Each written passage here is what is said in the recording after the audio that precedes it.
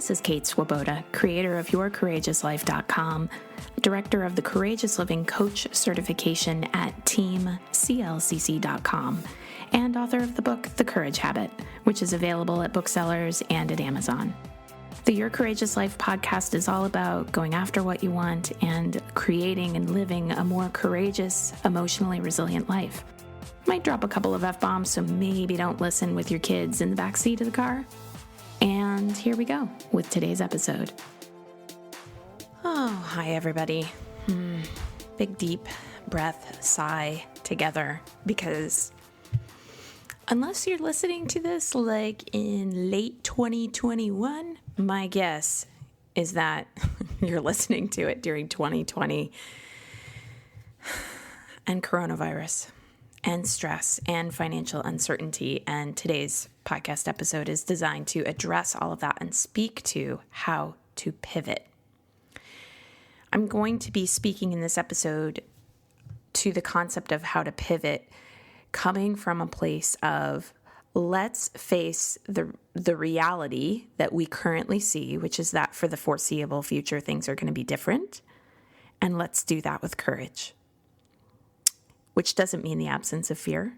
For those of you who are new to my work, it doesn't mean that we aren't afraid. We own it. We're afraid. I'm afraid. I would imagine you feel fear too. The difference, though, and in talking about how to pivot, as in how to pivot away from old ways of being or clinging to the old ways of being in ways that are just not going to work for moving forward. Instead of doing that, what we want to do is we want to face the fear. And we want to pivot in the direction of what is happening in the moment and, as best we can, what we can anticipate.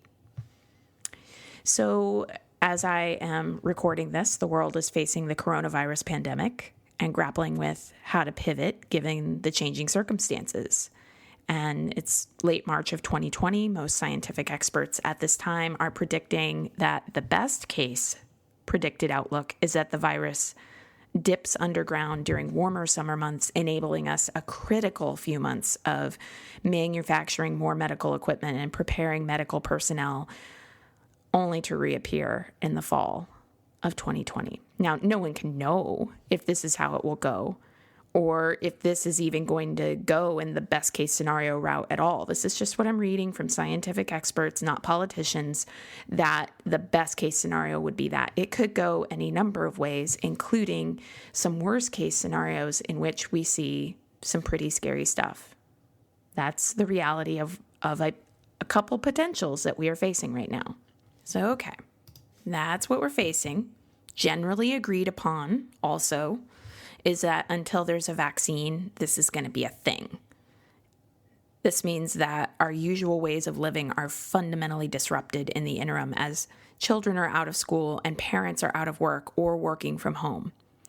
Most scientific experts are also agreeing that this is not going to be just a couple of weeks. We're looking at months of disruption. And of course, the ripple effects on the economy are just starting.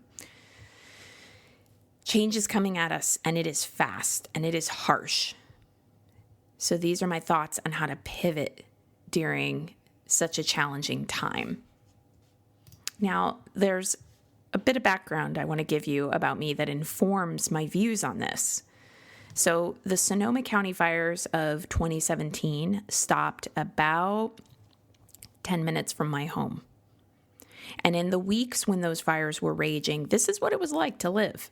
And this was it. We lived with our most prized possessions. And I'm talking about things like, photo books,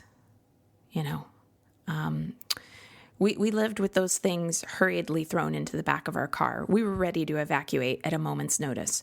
Oh, and the state websites designed to give us information about the spread of the fires would not load.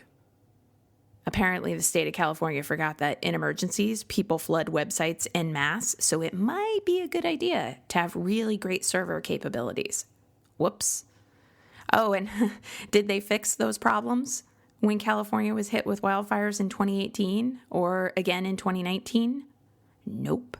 Both times, the same issues with not being able to get the state websites to load with data about where the fires were or whether or not we needed to evacuate. It was not happening. The websites would not load. And since Google, Facebook, and Twitter were all loading just fine, we knew that it was the state servers, not the internet in general. And so for the first 3 days or so, a little bit longer in 2017 maybe even, I had to watch traffic patterns on Google Maps and follow tweets from firefighters as my only indication as to whether or not people were evacuating, because we couldn't get any news from state websites because they wouldn't load. Social media and Google Maps were all that we had. I went and volunteered at a relief shelter one night during the 2017 fires when they needed volunteers last minute. And I was there until past midnight. And I saw people, probably 100 people at the place I was at, sleeping or trying to on fold-out cots and waking up screaming from traumatic dreams where they were fleeing fire. And the National Guard was there at the relief shelter with guns in case of rioting or civil unrest, like machine guns that have like the strap that they could, that are around their shoulders. Like they were there with that. Everyone was eating granola bars and chips and crackers because that was the food available. So yeah, it was a really scary, stressful time. All the schools were closed. You couldn't go outside, or you could, but you risked inhaling lung damage, possibly permanent. There was a run on supplies at stores. People's power was turned off. Food rotted, and you heard these horrible stories about people dependent on medications that had to be refrigerated who were scared of dying because their medications might spoil.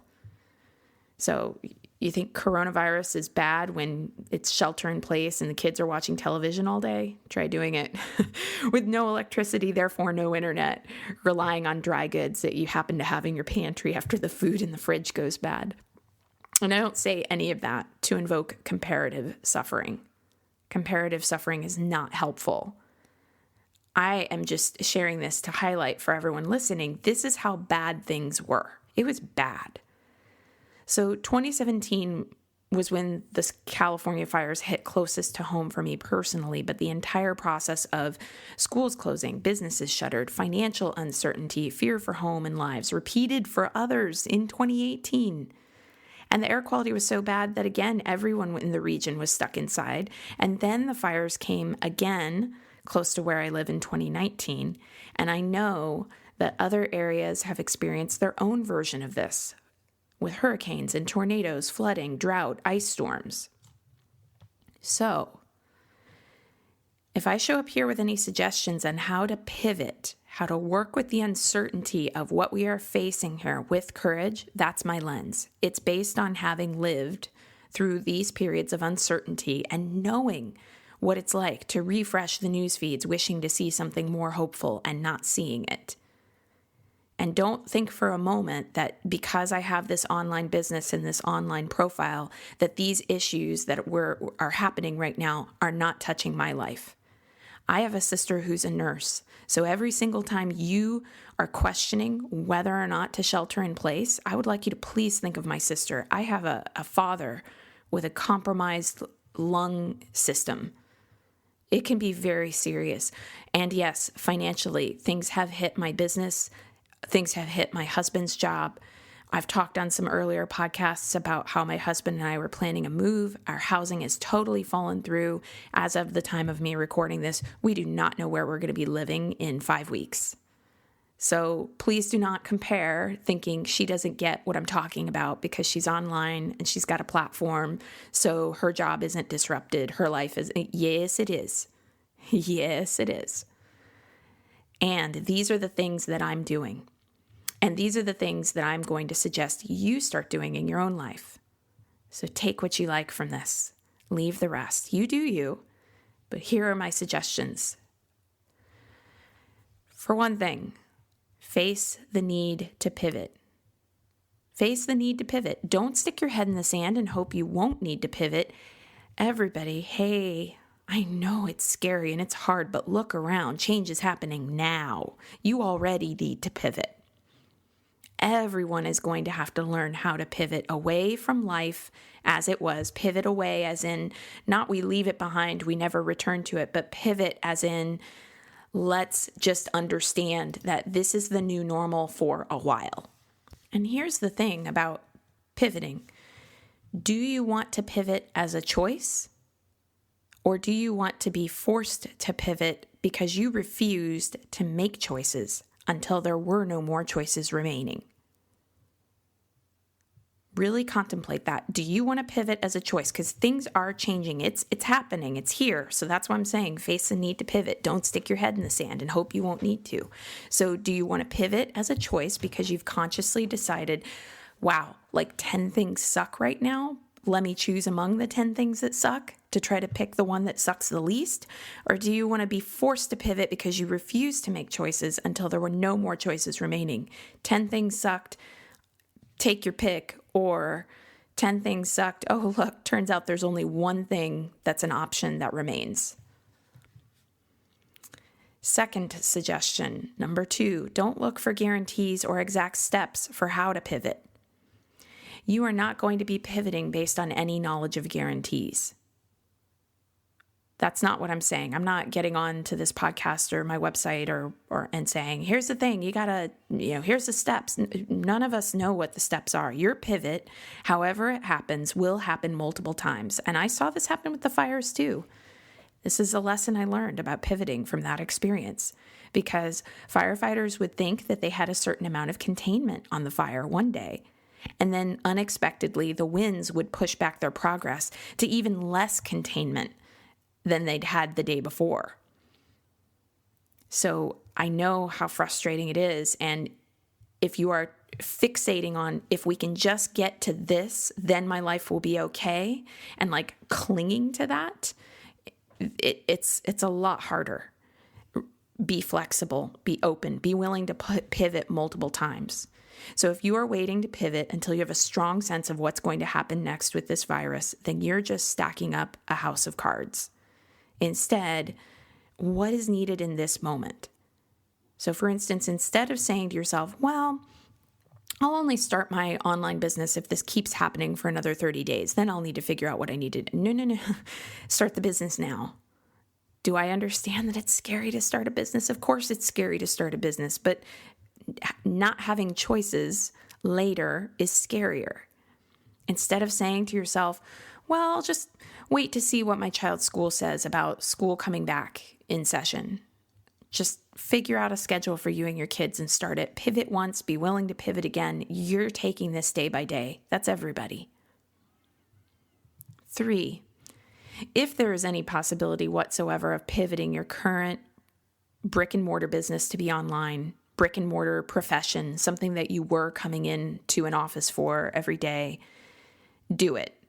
So if you've been furloughed, if you've been you're just kind of like, my job's going to give me the go ahead next. If you have a brick and mortar business, like a shop, and you can't go in, it's like, if there is some way whatsoever to pivot to be online, do it now. Don't just sit there waiting for, well, we'll see how it goes. Just start. In the coming months, the online economy, which is currently being dubbed the shut-in economy, will be more important than ever. And that's going to last long beyond this pandemic. I run a life coach training program. I am a life coach who works with one-on-one clients. I can't tell you how glad I am that my business is online and has always been online rather than in a brick and mortar training center or office. I say I'm glad as in I'm grateful. I also would say, yeah, was it really, really scary to get started? Of course it was. And it is really, really scary for every single coach that I train, whether pandemics are happening or not. But the economy is pivoting to online right now. Follow the pivot. 4, use metaphors or analogies to start framing and making sense of your experience. Now, this one might seem like an odd one. I get that. But use metaphors and analogies to start framing and making sense of your experience means consider that what unsettles us most is not knowing how to think through what we are experiencing. Think about that for a moment. If we have a framework for talking about what we are feeling, everything feels just one iota better. And you need an iota right now. Go look up iota if you don't know what it means. We all need an iota. So my current analogy personally for what we are facing with the way the world has changed is that it's like grieving a loss, like when someone has died. When someone dies, it feels impossible that they are truly gone. There's a level of denial. And on some level, you're trying to rewrite your sense of the world, like having an impulse to call the person and then remembering, oh yeah, they died. I can't call them. So for me, what's working for me in terms of facing the way the world has changed is to see a sort of death that has happened. And I'll talk about that in just a moment, but I a little bit more, but I just want to like acknowledge that this example of the way that the world was working, having died in a sense, there's also the human element, which is that it's beyond tragic, that many people are going through grieving the loss of the way things were. Plus, they're grieving the people who have died as a result of this virus. And I just want to honor and acknowledge anyone who's going through that right now. And I'm sorry. And I know I'm sorry is such a hollow thing to say, but I am. I am. So back to this analogy. I am seeing an analogy as the way the world was, not as in aspects of it can never be recovered, but the way the world was, as I understood it and lived it, has died. And in the same way that we understand that the grief over someone's death is temporary because we've watched others navigate it before, we know that grief does not last forever. Using an analogy like grieving a loss can help us remember that on the other side of grief, something is there. We've all grieved something. On the other side of grief, we will smile again. We will appreciate life and others more on the other side of this. I mean, my God, don't you just want to hug like every stranger right now? Like I do. I want to hug everybody. And of course, I'm hugging my family, but like, I just want to be with people more than I can ever say. I'm really feeling that. And I feel like I will appreciate people on an even deeper level after this. Doesn't mean that I'm saying it's all okay. I'm not looking at this and going, it's all okay. We're going to turn out better. No, it's not all okay. To say that right now and leave it at that would be spiritual bypass. Doesn't mean it does not mean I'm saying, oh, just look at the bright side, because I'm not. That would also be spiritual bypass. When those things are invoked and it's just that and that's it, and there's no context for it or acknowledgement of the fact that things are hard, it becomes spiritual bypass. I'm saying it is really hard, and I do think we will smile again and be okay. It is really hard, and I do think that it is healthy to look forward to things. Grief is fucking painful. I'm not denying that. I'm just offering grieving a loss as the analogy I'm personally using for navigating this. There might be other metaphors, analogies, frameworks that you can think of for what this time means or represents to you. The analogy or the framework that you choose for making meaning out of this is important.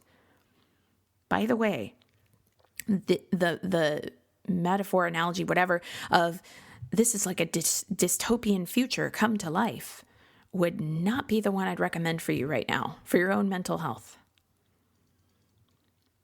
Fifth thing, give yourself time and don't think that how it feels today is how it will always feel. Day one of the Sonoma County fires, I couldn't think straight.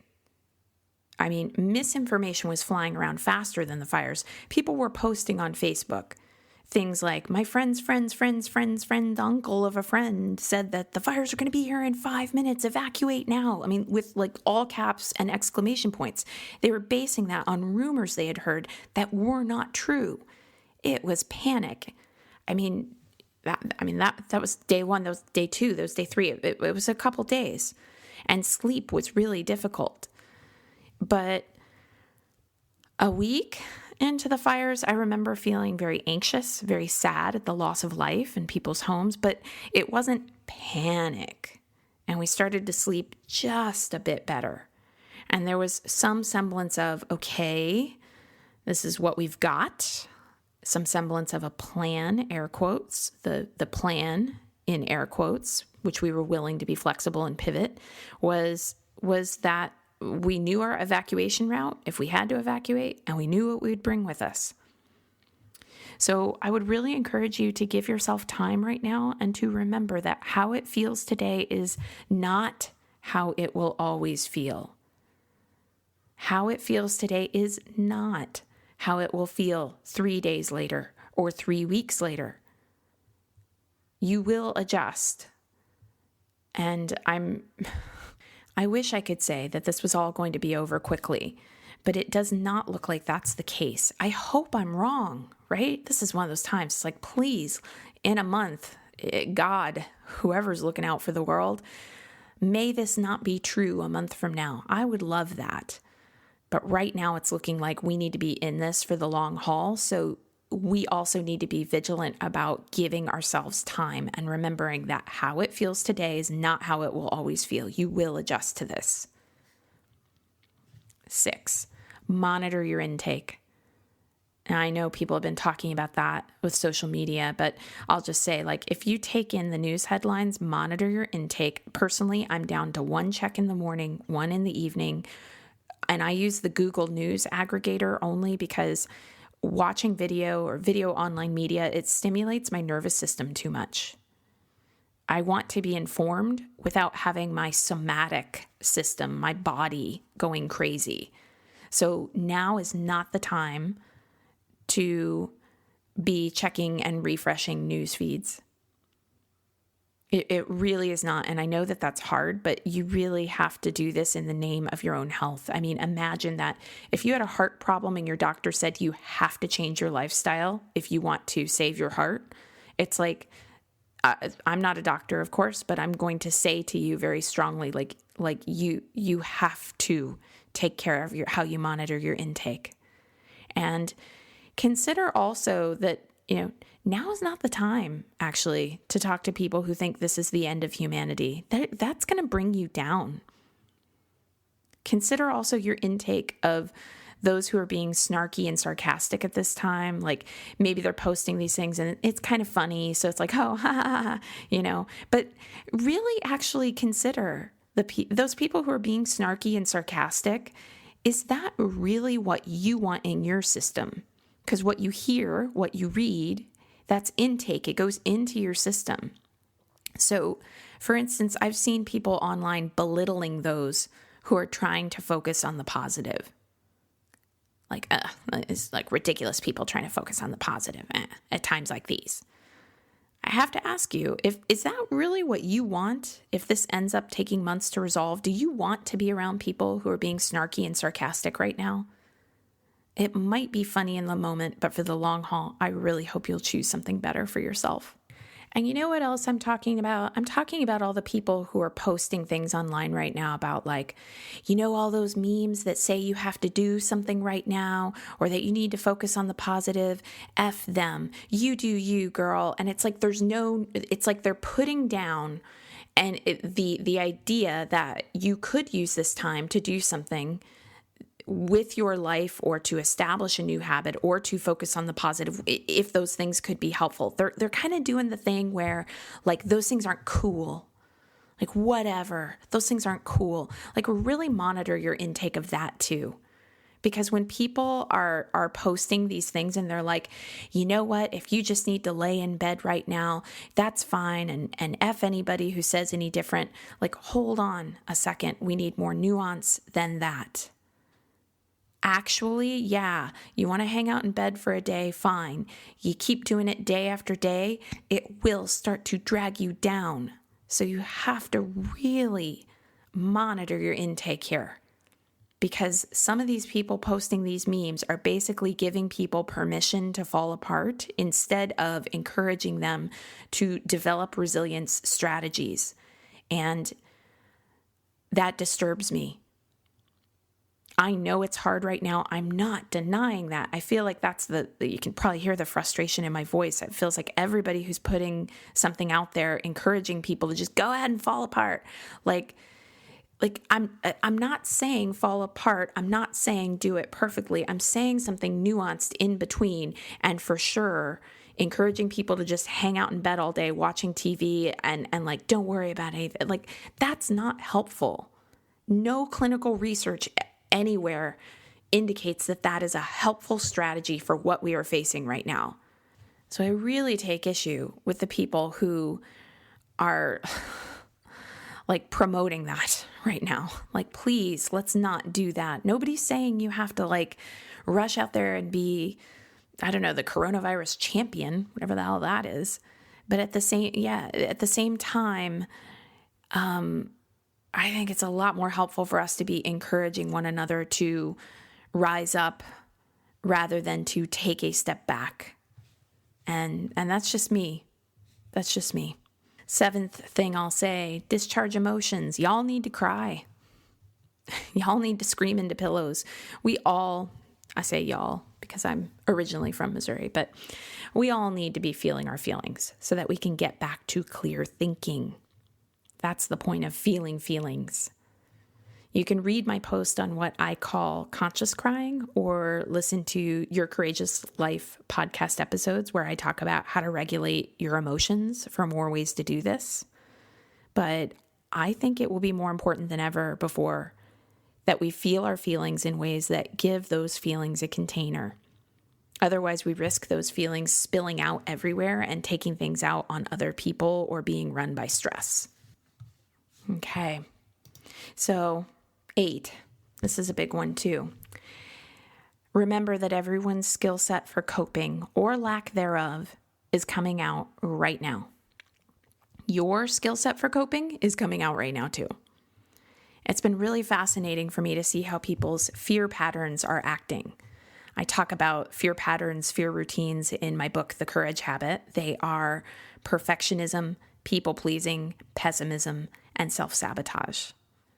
So I see people responding to coronavirus with perfectionism, trying to do coronavirus right or scream at the people they think aren't doing it right. I see people-pleasing, so running around trying to serve everyone else and maybe not attending to themselves. I massively see numbers of people going to pessimism, which is interesting because pessimism in our regular lives is the thing that people are most reluctant to go to because pessimism in our society has been equated with whining and wallowing.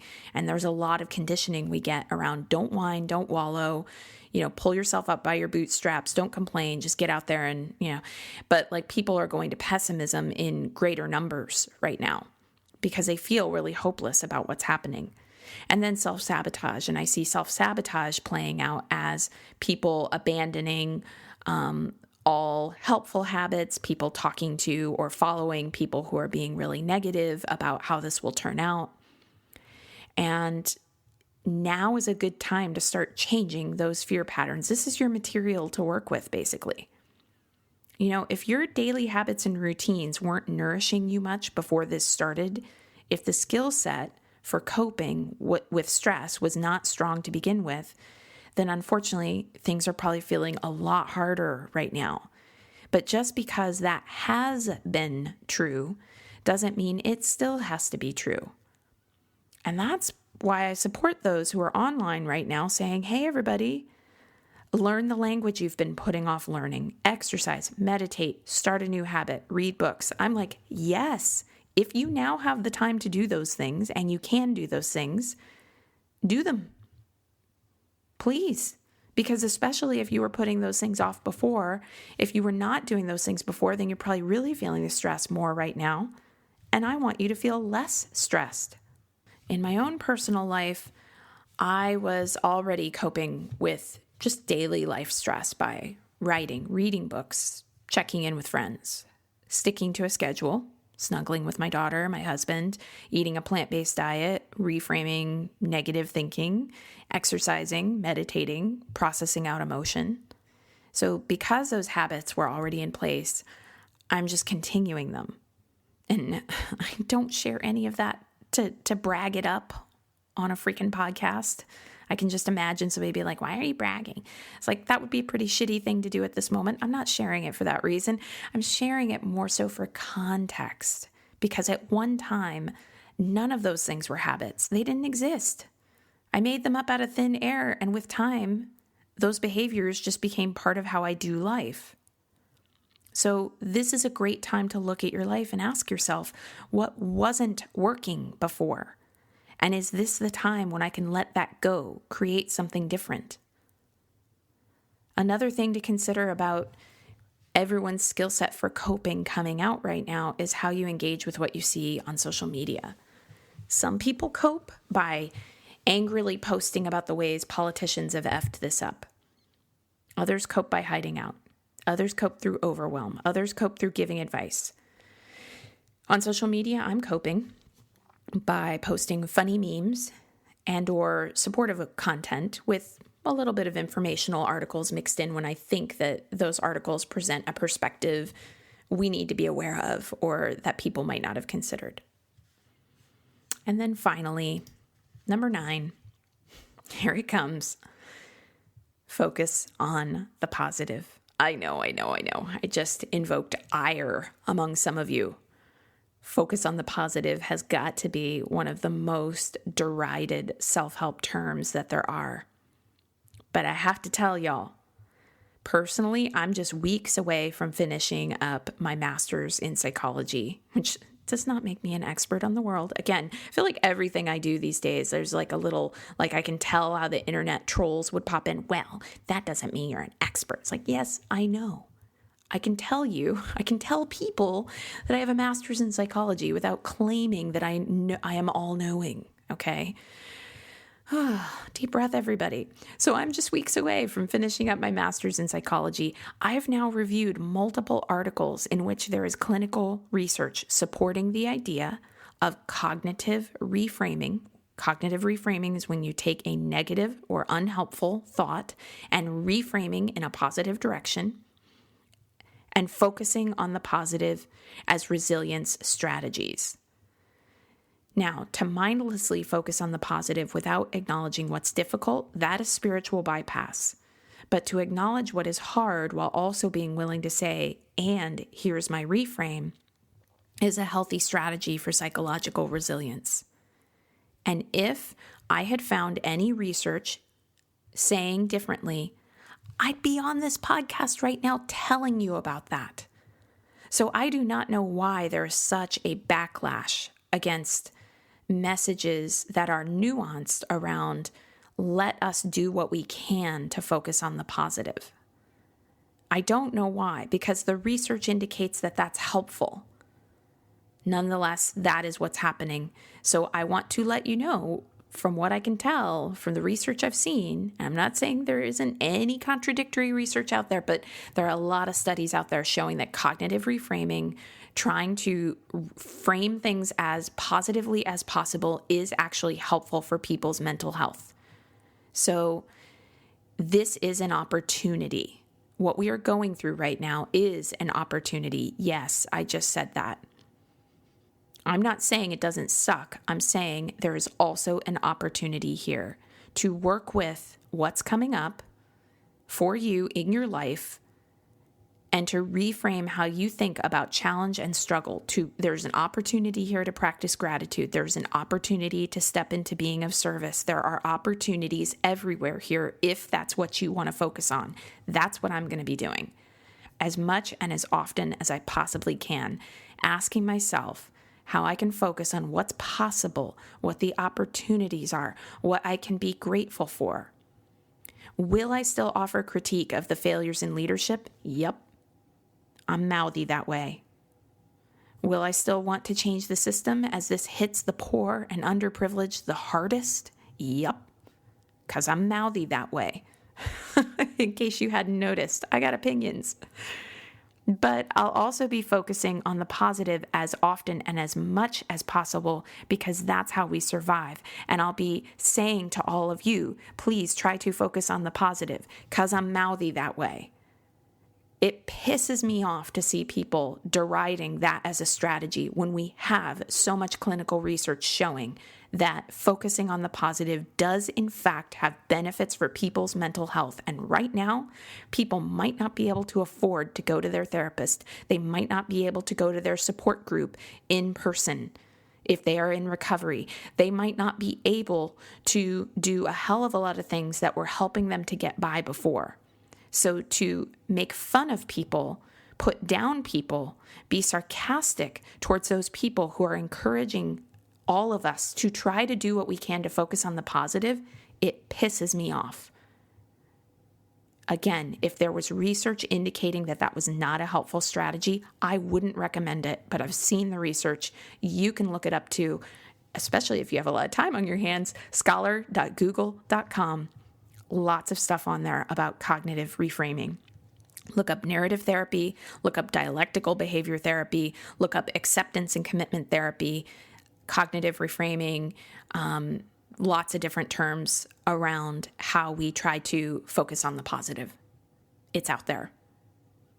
So, I've officially soapboxed on this enough. I'm sending you more love than you can imagine. I'm thinking of you, and what I know for sure is that somehow, some way, we will get through this. I don't know what it's going to look like. Of course not. But somehow, some way, we're going to get through this, and I know you're doing the best you can, and I send you so much love. Let's keep on keeping on as best we can with the tools that we've got. Let's do whatever we can to pivot as much and as often as necessary. All right, that's today's podcast. Thank you so much for listening to today's episode. You know you can continue the work and the fun if you want to. Head on over to yourcourageouslife.com/begin and become a Your Courageous Life subscriber, because as soon as you sign up, you get access to an entire library of worksheets and audios and other bonuses. And of course, you'll be receiving more courage in your inbox. And who wouldn't love that? You can learn more about the Courageous Living Coach certification at teamclcc.com. You can get the Courage Habit at your local bookseller, on Amazon, wherever you like. We can even connect on social media. I'm on Facebook at Your Courageous Life. So look for facebook.com/Your Courageous Life. And I'm on Instagram as Kate Courageous. And I'd love to connect with you on Instagram. So here's to you, using these courageous tools in your life and creating a real ripple effect of good. And again, thanks so much for listening. I love it that you're here.